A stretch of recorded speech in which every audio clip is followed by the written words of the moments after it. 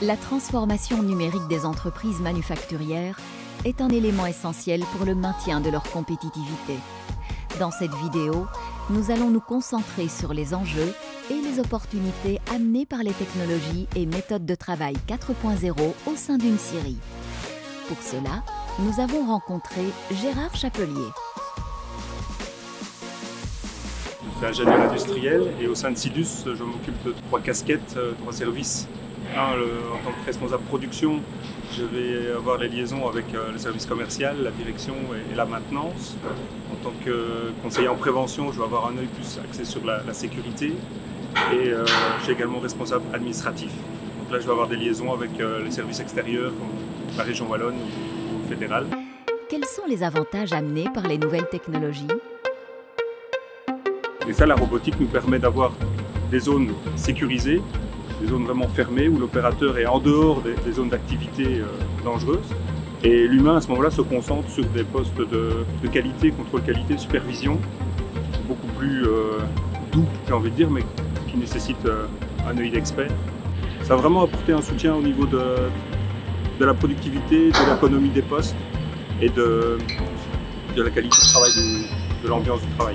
Tout le système intégré qui va de la conception au bureau d'études, où il dessine une maison, jusqu'à l'envoi des fichiers programmes pour la mise en opération du travail.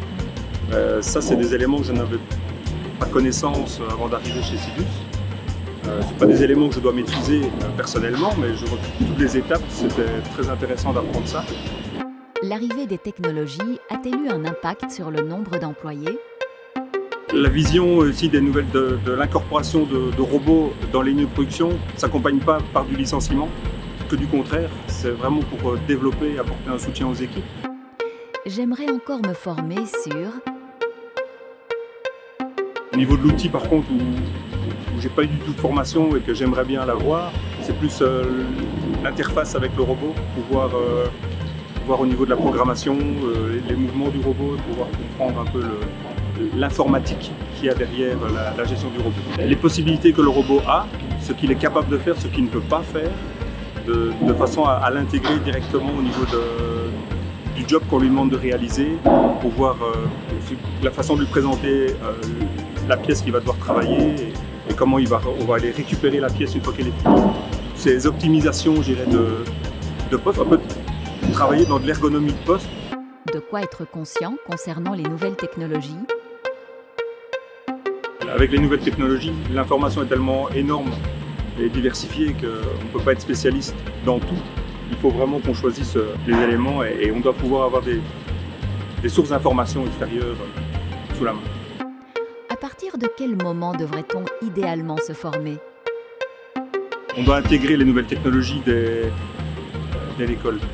Au niveau technique, au niveau des professionnels, ils doivent avoir accès à des outils modernes. Ce n'est pas des outils du futur, c'est les outils de maintenant. Et il faut qu'ils soient formés à ça. Quand on a des stagiaires qui viennent, ils font des grands yeux parce qu'ils n'ont jamais vu de robot. Et c'est un peu bizarre de voir ça parce que c'est les outils qu'ils vont utiliser demain. Donc c'est important que ça se passe dès l'école. Quelles étaient les craintes et comment ont-elles été surmontées? La crainte principale que l'on a eue, c'est la crainte de perdre son travail. Alors, on reparle avec toutes les équipes pour leur expliquer. Donc, le robot n'est pas là pour remplacer le travailleur, mais pour lui apporter des conditions de travail meilleures. C'est un soutien, c'est le robot qui réalise les prestations lourdes. Ça soulage l'opérateur de toutes ces prestations-là. Et l'opérateur est là pour superviser et s'assurer de la qualité du produit.